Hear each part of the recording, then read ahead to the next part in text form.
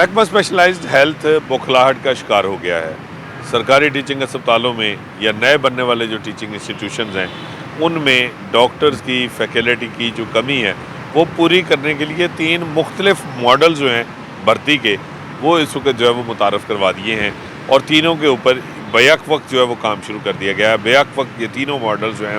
वो इनकॉर्पोरेट कर दिए गए हैं। इन तीनों के तहत जो है वो भर्ती हो रही है, जिसकी वजह से एक अजीबो-गरीब किस्म की कन्फ्यूजन और एक जो है वो इबहम जो है वो इस वक्त उसका सामना है टीचिंग अस्पतालों में। ख़ास तौर पे डॉक्टर्स जो है वो तज़ब्ज़ब से दो चार हैं।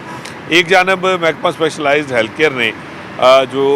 रिटायर्ड डॉक्टर्स हैं 65 बरस उम्र तक के, उनको प्रोफेसर और एसोसिएट की सीटों पर कॉन्ट्रैक्ट पर रखने का जो प्रोसेस है वो शुरू किया और उसके लिए दरख्वास्तें तलब की गई हैं। दूसरी जानब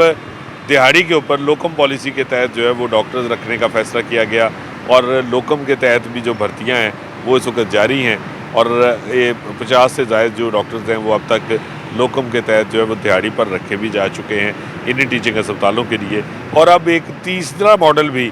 जो है वो मैदान में उतार दिया गया है कि अब डिविजनल कमिश्नर्स की सरबराही में सिलेक्शन कमेटियाँ बना के एडहॉक के ऊपर भी डॉक्टर्स की ना सिर्फ ग्रेड 17 के मेडिकल अफसर बल्कि जो कंसल्टेंट डॉक्टर्स हैं उनकी भर्ती भी शुरू कर दी गई है। तो बैक वक्त ये पहली मरतबा है कि बदतरीन बौखलाहट और अफसरशाही की नाअहली और उसकी लापरवाही की वजह से, उसकी अदब तवज्जही की वजह से, उसकी जो इल्मी है उसकी वजह से ये 3 मुख्तलिफ मॉडल्स जो हैं वो इस वक्त सरकारी टीचिंग इंस्टीट्यूशंस में जो है वो उनके तहत भर्ती हो रही है, जो एक बिल्कुल एक अजीबो-गरीब किस्म की सूरत हाल है कि किसी को कोई समझ नहीं आ रही कि वो दिहाड़ी पर काम करे, वो एडहॉक पर आए या फिर कॉन्ट्रैक्ट पर भर्ती होने की कोशिश करें, क्योंकि तीनों ही मॉडल बैक वक्त एक ही वक्त में जो है वो उनके तहत जो है वो रिक्रूटमेंट की जा रही है। ज़राए का ये कहना है कि महकमा स्पेशलाइज्ड हेल्थ की जो अफसरशाही है